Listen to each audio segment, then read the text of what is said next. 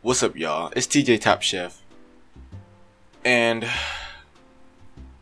I'm a grown-ass man, okay? I am a grown-ass man, but being a grown-ass man, I realized something. I really enjoy kid shows. I don't really like saying kid shows, baby shows, stuff like that, because in the end, nobody really watches what they're supposed to. Adult shows, kids watch adult shows. Adults watch kid shows, and so on and so forth. Y'all know what I'm saying. So I really don't like to put tags on different TV shows, but there was this one particular channel I used to watch a long time ago, and don't get me wrong, I love my Nicks, I love my Disneys, I love my Cartoon Networks, a lot of shows as a kid, but one particular one that stood out to me was Noggin. Now, they don't really put Noggin on TV anymore. At least the cable providers that I've experienced so far is not there anymore. But I did love it. It had all my favorite shows. It had stuff like Gullah Gullah Island, Little Bill, The Upside Down Show, Ubi, baby shows. And don't get me wrong, I was like probably like 10 years old watching these shows, but it's like I didn't understand them as a kid, and watching them later on, you understand them a little bit. And I didn't just like say today I'm gonna watch Little Bill and stuff like that. It was always something that put me to sleep. Don't get me wrong, I did enjoy the shows and I remember a lot of it 100%, but they were mostly soothing. There was no real problems. They were all first world problems in the shows, or just problems we wouldn't have because it all dealt with like magical stuff and all that. But I really enjoyed the shows because they were peaceful, they put me to sleep, and there were no real problems. It didn't get your heart racing, it just sent you right to sleep. And you also get a little taste of nostalgia as well, because like I said, when you're watching stuff as a baby or a kid, you don't really know what's going on 100%, and you realize you do understand a lot later on. And that's what I like most about it. Now, Noggin, they stopped playing it, man. It was so many different commercial breaks, so many different commercial musics that they had, man. It was this one that happened during Christmas time or the holidays, if most of you guys don't celebrate Christmas, that it really touched me, bruh. Like, honestly, I really enjoyed it, man. Don't get me wrong, it was for children, but I really enjoyed it.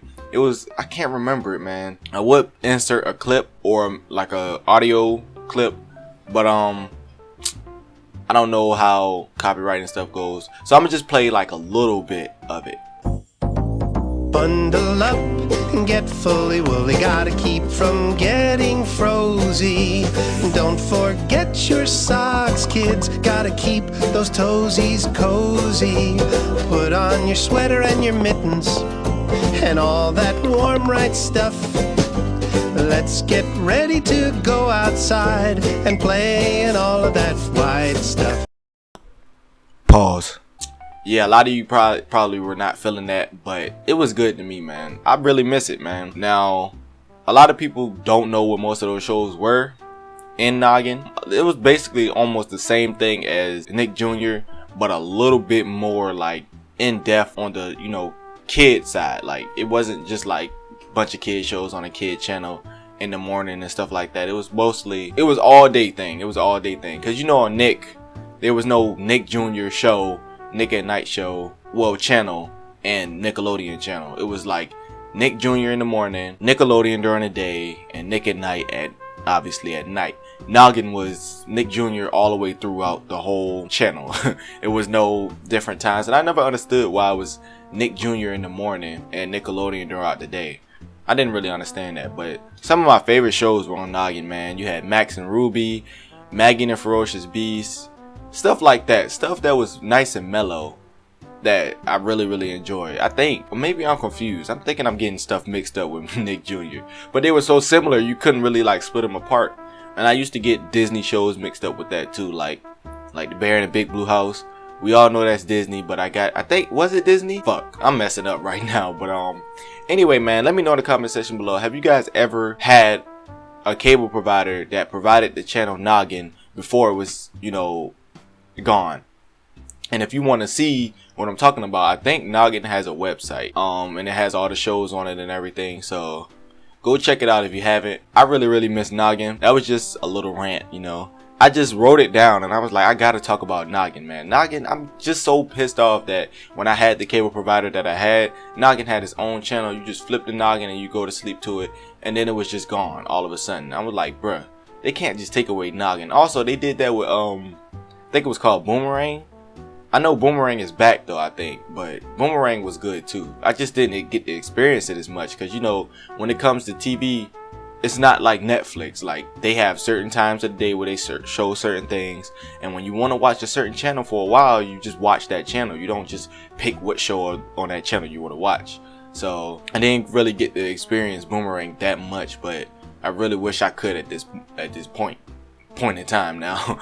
But anyway, man, like I said, bruh, let me know if you guys ever had the experience of Noggin while it was still up. Is it back? And yeah, also, what's your favorite Nick Jr. show? Like, you could go from like Little Bill, Max and Ruby, Gullah Gullah Island. It was a whole bunch of them, man. If y'all experienced it, some of you guys are too young, but some of you guys are just the right age to know what I'm talking about. Some people are too old. They don't even know what the hell I'm talking about. Because I checked my analytics the other day, and I saw that most of the, you know, people can, you know, pick their age nowadays. There's no real ages on, like, say for example, if something gets age restricted on YouTube, what's to stop a little kid from changing their age on their YouTube or Google account? It's not hard. If they know what they're doing, they can watch anything they want to. So let's all be real here.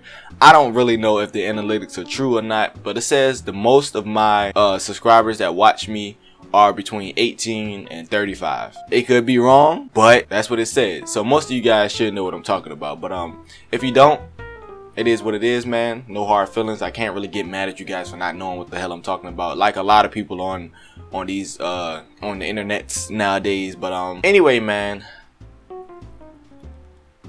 yeah, I don't want to call you guys my subscribers, but I also don't want to give you guys a name. Reason I don't want to give you guys a name is because, just think about it this way: you go to one YouTuber, you really support this YouTuber, you support YouTuber A, B, and C.